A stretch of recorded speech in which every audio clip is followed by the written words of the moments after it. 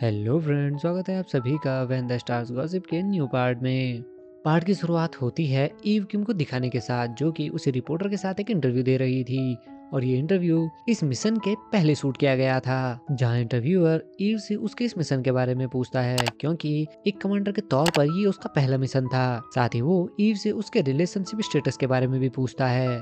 वहीं ईव कहती है कि इस मिशन के लिए वो बहुत ही ज्यादा नर्वस है और फिलहाल वो सिंगल ही है। इसी बीच सीन शिफ्ट होता है गोंगलोंग की मॉम्स पर, जो कि इसी इंटरव्यू को देख रही थी और इस चीज से काफी कंफ्यूज थी कि एक लड़की स्पेस में कैसे जा सकती है। साथ ही वो इस चीज को लेकर डिस्कस कर रहे थे कि क्या स्पेस में जाने के बाद भी कोई वुमेन प्रेग्नेंट हो सकती है, जिस पर गंगरंग का दोस्त उन्हें स्पेस में होने वाले रेडिएशन और वेव्स के बारे में बताने लगता है, जो कि ह्यूमन बॉडी पर बुरा इफेक्ट भी डालती है। जिसके बाद वो सभी बहुत ही ज्यादा इंटरेस्ट लेकर उससे वुमेन प्रेगनेंसी के बारे में पूछने लगती हैं, जिस पर लीमैन भी ना चाहते हुए उन्हें एक्सप्लेन करता है कि स्पेस में ह्यूमन सेक्स इम्पॉसिबल है और किसी का प्रेग्नेंट होना तो नामुमकिन है। वहीं दूसरी ओर दिखाया जाता है उन चारों को, जो कि गोंगरयोंग के इस सक्सेसफुल मिशन की वजह से काफी ज्यादा प्राउड थे। जिसके बाद वो सभी गोंगरयोंग को ईव के पास जाने के लिए कहते हैं, क्योंकि ईव काफी देर से उसे ही ढूंढ रही थी। गोंगरयोंग के जाते ही वो सभी इस चीज को लेकर थोड़ा परेशान हो जाते हैं कि कल इसी चीज को लेकर कंगसू के साथ उन्होंने देखा है कि क्या हुआ है, इसके बाद भी उन्होंने ये सब किया है। पर शांति उन्हें कहने लगता है कि वो उस मदर की फीलिंग समझ सकता है और उन्होंने एक लाइफ फॉर्मेशन में अपना कंट्रीब्यूशन दिया है। अब बातों ही बातों में उनके अंदर का जमीर फिर से जाग जाता है और शांति कहने लगता है कि उन्होंने एक इतने बड़े काम के लिए अपना कंट्रीब्यूशन किया है और क्या उन्हें सिर्फ 500 बिलियन वॉन के लिए अपनी जमीन को बेच देना चाहिए। और अगर उन्होंने ऐसा किया तो शायद वो अपने इस डिसीजन को जिंदगी भर रिग्रेट करेंगे। लीसंग और मीना, जो कि उसकी बातों के बाद भी उस 500 बिलियन वॉन के टिकट को कंगसू को वापस नहीं देना चाहते थे, शांति के बार बार उन्हें कहने पर ना चाहते हुए भी वो दोनों इस नोबेल काम के लिए रेडी हो जाते हैं कि वो कंगसू के उस टिकट को वापस कर देंगे। वहीं दूसरी ओर गोंगलोंग भी ईव के पास पहुंच चुका था, जहां वो उन दोनों माइस की मीटिंग करने का ही इंतजार कर रही थी, लेकिन फीमेल माउस बार बार मेल से दूर भाग रही थी। जिसके बाद टेस्ट करने पर वो इस कंक्लूजन पर पहुंचते हैं कि स्पेस में फीमेल हार्मोन्स बहुत ही ज्यादा जल्दी से घट रहे हैं। ईव, जो कि इस चीज को लेकर ज्यादा श्योर नहीं थी, ये टेस्ट भी उसने गोंगलोंग के कहने पर ही किया था और जो कि बिल्कुल परफेक्ट था। इसी बीच गोंगलोंग के कहने पर कि वो उसका एक परफेक्ट असिस्टेंट बन सकता है, ईव को पास्ट का एक सीन याद आने लगता है, जहाँ ते ही एक स्पेस टूरिस्ट को इस मिशन पर ले जाने के लिए कह रही थी। वहीं ईव इस चीज से काफी ज्यादा सरप्राइज थी और वो तेही से कहने लगती है कि ये एक कमांडर के तौर पर उसका पहला मिशन है और वो उसे एक बेबी सिटिंग का काम कैसे दे सकती है। और यही सब याद करके ईव प्रेजेंट में मन ही मन मुस्कुरा रही थी। वहीं एमसीसी में डोंगे भी उन दोनों को आपस में इस तरह से बात करते हुए देखकर थोड़ा अनईजी फील कर रहा था। सीन शिफ्ट होता और हमें दिखाया जाता है मिनजियोंग को, जिसे गोंगलोंग का कॉल आता है और नेक्स्ट सीन में ही हम देखते हैं कि मिनजियोंग को इमरजेंसी में हॉस्पिटल लेकर जाया गया है। मिनजियोंग के हॉस्पिटल पहुंचते ही चेयरमैन और गोन भी वहां पहुंच जाते हैं, जो उसकी इस कंडीशन को देखकर काफी ज्यादा परेशान हो जाते हैं। इसी बीच सीन शिफ्ट होता है और हमें स्पेस डेब्रिस की कोलिजन को दिखाया जाता है और इसी चीज को एमसीसी में बैठा एक साइंटिस्ट भी देख रहा था। इसी चीज पर जब तेही की नजर पड़ती है तो वो साइंटिस्ट उसे बताता है कि स्पेस डेब्रिस आपस में कोलाइड होने के बाद उनके स्पेस स्टेशन से भी टकरा सकता है। उसके कहने पर कि कोलिजन के बड़े बड़े पीसेस से वो खुद को बचा सकते हैं, लेकिन तेही कहती है कि असली प्रॉब्लम छोटे पीसेस हैं, जो कि बुलेट की तरह से स्पेस स्टेशन को हिट कर सकते हैं और इस चीज से बचने के लिए उन्हें स्पेस स्टेशन के ऑर्बिट को चेंज करना होगा। जिसके नेक्स्ट सीन में ही वो ईव को कांटेक्ट करते हैं, क्योंकि स्पेस स्टेशन में बाकी सभी लोग सोए हुए थे। उन सभी के इंस्ट्रक्शन के अकॉर्डिंग ईव भी स्पेस स्टेशन का ऑर्बिट चेंज कर देती है ताकि वो उस स्पेस डेब्रिस से बच सके। काम खत्म करने के बाद ईव सोने की कोशिश करती है, लेकिन जब उसे नींद नहीं आती तो वो वहीं पर रखी एक बुक पढ़ने शुरू कर देती है। सीन शिफ्ट होता है और दिखाया जाता है डोंगे को, जो कि काफी सोच में पड़ा हुआ था। वहीं दूसरी ओर एमसीसी में डोंगे को ना पाकर तेही भी उसके पास पहुंच जाती है और तेही के पास आते ही डोंगे उसे फिर से किस कर देता है। यहीं हमें पास्ट का सीन दिखाया जाता है कि जब ईव ने अपना टीवी ऑफ करने के लिए कहा था तो तेही उसके रूम में पहुंच गई थी, लेकिन कुछ ही देर बाद डोंगी भी वहां पहुंच गया था। तेही उसे वहां देखकर काफी सरप्राइज थी, जिसके बाद वो दोनों ही कुछ देर कन्वर्सेशन करते हैं, लेकिन जाने से पहले तेही अचानक से उसे किस कर देती है। वहीं प्रेजेंट में दोंग अचानक ही तेही से कहने लगता है कि शायद वो उसके लिए अपनी रिस्पेक्ट को फीलिंग समझ बैठा था और वो थोड़ा कंफ्यूज था। तेही के कहने पर कि अगर वो कंफ्यूज है तो वो अब इसे सीरियसली ले सकते हैं, दोंगे उसे बिना कुछ कहे ही वहां से चला जाता है और इस चीज से तेही भी काफी अपसेट हो जाती है। सीन शिफ्ट होता है गोंगरयोंग पर, जो कि मोरिल्ला को चेक करने पहुंचता है, जहां उसकी नजर ईव पर पड़ती है जो कि वहीं पर सोई हुई थी। गोंगरयोंग ईव के पैर पर उसी पहली ड्रेसिंग को देखता है, जिसके बाद वो चुपचाप ही उसके पैर की ड्रेसिंग करने लगता है। ईव को सोते हुए देखकर उसे पास्ट का एक सीन याद आता है कि जब ईव तेही से कह रही थी कि वो उस टूरिस्ट को अपने साथ नहीं ले जाना चाहती और उसे पूरे मिशन के दौरान उसे बेबी सिट करना होगा और वो उसके लिए और प्रॉब्लम क्रिएट कर सकता है। और गोंगरयोंग ने बाहर खड़े होकर ये सारी बातें सुन ली थी। वहीं प्रेजेंट में गोंगरयोंग ईव से कहने लगता है कि उसने सच में उसे बेबी सिट किया है और उसने सिर्फ प्रॉब्लम ही क्रिएट की है। साथ ही गोंगरयोंग उसके नजदीक जाकर कहने लगता है कि जब वो वापस से अर्थ पर चले जाएगा तो वो उसके साथ और भी अच्छा बिहेव करेगा। वो उसके साथ मूवीज देखने और डेट पर जाना चाहता है, साथ ही बरसात के दिनों में उसके साथ भीगना चाहता है। और ये कहकर गोंगरयोंग वहां से चले जाता है।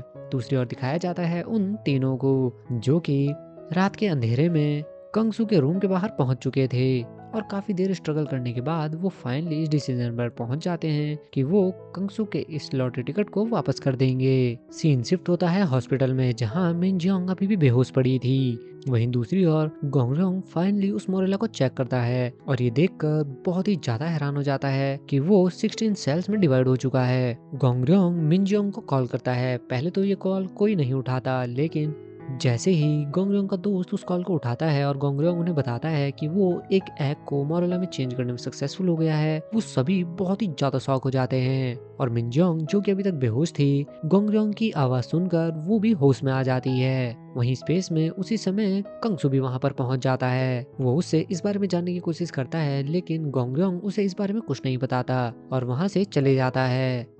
कंगसू काफी देर तक उस लॉकर को खोलने की कोशिश करता है, लेकिन वो इस चीज में सक्सेसफुल नहीं होता। वहीं दूसरी ओर गोंगरयोंग भी बाकी क्रू मेंबर के पास पहुंच चुका था। अब जैसे ही गोंगरयोंग वहां पर आकर बैठता है, ईव अचानक ही उसके सामने लास्ट नाइट गोंगरयोंग से उसके सामने कही सारी बातों को रिपीट करने लगती है और कहती है कि उसे बारिश में भीगना बिल्कुल भी पसंद नहीं है। वहीं गोंगरयोंग भी इस चीज से काफी सरप्राइज हो जाता है कि ईव ने उसकी कही सारी बातें सुन ली थी।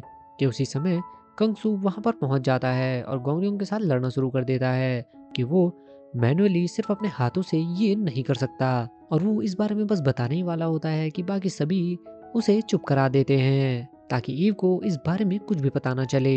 इसी बीच सीन शिफ्ट होता है एमसीसी में, जहां पर स्पेस डेब्रिस में फिर से एक कोलिजन हो जाता है और वो अपना पाथ फिर से चेंज कर देता है और स्पेस स्टेशन का ऑर्बिट चेंज करने के बाद भी अब वो डेब्रिस फिर से उसी की ओर बढ़ रहा है, जिस वजह से एमसीसी स्पेस स्टेशन में कोड येलो की वार्निंग दे देते हैं। गोंगरयोंग के पूछने पर मीना उसे बताती है कि ये चीज साल में 2 से 3 बार होती है और इस बीच वो स्कॉर्पियन में जाकर बैठ जाते हैं। वहीं दूसरी ओर तेही भी सभी को उनके सैंपल्स और सामान को कलेक्ट करके स्कॉर्पियन में जाकर बैठने के लिए कहती है, क्योंकि अब उनके पास स्पेस स्टेशन का ऑर्बिट चेंज करने का टाइम नहीं बचा है और उनके पास स्कॉर्पियन में जाने का सिर्फ 40 मिनट का टाइम बाकी है और उन सभी को अपने सैंपल्स लेकर स्कॉर्पियन में जाने के लिए कहती है। वहीं ईव भी गोंगरयोंग को अपनी पर्सनल बिलोंगिंग लेकर फटाफट से स्कॉर्पियन में जाने के लिए कहती है। अब जहां एक तरफ वो सभी अपने अपने सैंपल्स उठाना शुरू कर देते हैं, वहीं दूसरी ओर गोंगरयोंग भी उसी इंक्यूबेटर के पास पहुंच जाता है। अब क्योंकि गोंगरयोंग सिर्फ सैंपल को लेकर इस तरह से नहीं जा सकता था, वो पूरे इंक्यूबेटर को ही वहां से निकालने की कोशिश करने लगता है। कुछ ही देर बाद कंगसू भी वहां पहुंच जाता है और उससे पूछने लगता है कि उसे कितना टाइम हो चुका है। गोंगरयोंग के कहने पर कि उसे थोड़ा टाइम लगेगा, कंगसू कहता है कि वो इस चीज के लिए अपनी जान जोखिम में डाल रहा है और उसे फटाफट से स्कॉर्पियन में जाना चाहिए। पर गोंगरयोंग कहने लगता है कि वो यहाँ से खाली हाथ वापस नहीं जा सकता और अगर वो इस इंक्यूबेटर को अपने साथ यहाँ से लेकर नहीं गया तो उसमें मौजूद सभी सेल्स मर जाएंगी और वो ऐसा नहीं चाहता। साथ ही कंगसू से पूछने लगता है कि क्या स्कॉर्पियन में वो इंक्यूबेटर को प्लग कर सकता है। कंगसू भी काफी देर सोचने के बाद गोंगरयोंग से कहता है कि इस चीज का इंतजाम वो खुद से कर लेगा, लेकिन उसे जल्द से जल्द उस इंक्यूबेटर को उसे देना होगा। जिसके बाद वो सभी अपना अपना सामान और सैंपल्स लेकर स्कॉर्पियन में पहुंच जाते हैं। वहीं दूसरी ओर कुछ पावर प्लग्स की वजह से गोंगरोंग अभी भी उस इनक्यूबेटर को ही निकाल रहा था। अब जहाँ एक तरफ वो सभी फटाफट से गोंगरोंग को स्कॉर्पियन में आने के लिए कहते हैं, वहीं दूसरी ओर गोंगरोंग भी फाइनली उस इनक्यूबेटर को पैक कर लेता है। लेकिन गोंगरोंग उस स्कॉर्पियन में पहुंच पाता उससे पहले ही फिर से वो स्पेस डेब्रिस कोलिजन की वजह से अपना पाथ चेंज कर लेता है, और जो पहले स्पेस स्टेशन के बगल से गुजरने वाला था अब वो सीधे स्पेस स्टेशन की ओर बढ़ने लगता है। और ये देखते ही पूरे एमसीसी में रेड अलर्ट जारी हो जाता है और वो सभी एस्ट्रोनॉट्स को इन्फॉर्म करते हैं कि कोलिजन एंटिसिपेटेड टाइम से पहले होने वाला है और उन्हें जल्द से जल्द वहां से निकलना होगा। वो गोंगरोंग को लेने के लिए जाना सोचते हैं, लेकिन उसी समय वो स्पेस डेब्रिस स्पेस स्टेशन से टकरा जाता है। उस कोलिजन के हिट होने की वजह से गोंगरोंग भी एक डोर से जाकर टकरा जाता है। इसी बीच कंगसू का वो लॉटरी टिकट भी वेंट्स में गुम हो जाता है। वहीं दूसरी ओर तेही के पूछने पर वो सभी बताते हैं कि गोंगरोंग अभी भी स्पेस स्टेशन में ही है। वो चेक करते हैं और उन्हें पता चलता है कि गोंगरोंग अकेले ही ऑब्जर्वेशन मॉड्यूल में फंस चुका है, क्योंकि स्टोरेज मॉड्यूल में लीकेज होने की वजह से दोनों साइड के हैचेस बंद हो गए हैं और ऑब्जर्वेशन मॉड्यूल में पहुंचने का कोई रास्ता नहीं है। और इस चीज से वो और भी ज्यादा परेशान हो जाते हैं, क्योंकि अब गोंगरोंग के पास तक पहुंचने का और कोई रास्ता नहीं बचा है। इधर स्कॉर्पियन में ईव एमसीसी को कहती है कि वो गोंगरोंग को लाने के लिए स्पेस वॉक करके जा सकती है, लेकिन एमसीसी इस चीज के लिए एग्री नहीं होता। वो ईव को स्कॉर्पियन को डिटैच करने के लिए कहते हैं, लेकिन ईव इस चीज के लिए रेडी नहीं होती, जिस वजह से तेही को ये हार्ड डिसीजन लेना पड़ता है और वो एमसीसी से ही स्कॉर्पियन के डोर्स क्लोज कर देती है और अपने कलीग सीवोन को उसे डिटैच करने के ऑर्डर देती है। वहीं दूसरी ओर गोंगरोंग भी किसी तरह से रास्ता ढूंढते हुए उसी गोसिप में पहुंच गया था जिससे वो स्पेस में आए थे। गोंगरोंग रेडियो को ऑन करने की कोशिश करता है, लेकिन काफी कोशिश करने के बाद भी वो कम्युनिकेट नहीं कर पाता। वो भी कोशिश कर ही रहा था कि उसी समय उसकी नज़र उसी स्कॉर्पियन पर पड़ती है जो कि डिटैच होकर अर्थ की ओर निकल गया था। और ये चीज़ देखकर वो बहुत ही ज़्यादा घबरा जाता है और ज़ोर ज़ोर से चिल्लाना शुरू कर देता है, लेकिन उसे ये रियलाइज़ हो गया था कि वो इस स्पेस में अकेले ही फंस चुका है और अब उसे बचाने वाला भी कोई नहीं है। और इस सीन के साथ ये पार्ट भी यहीं पर ख़त्म हो जाता है। तो मिलते हैं व्हेन द स्टार्स गॉसिप के नेक्स्ट पार्ट के साथ, तब तक के लिए बाय बाय।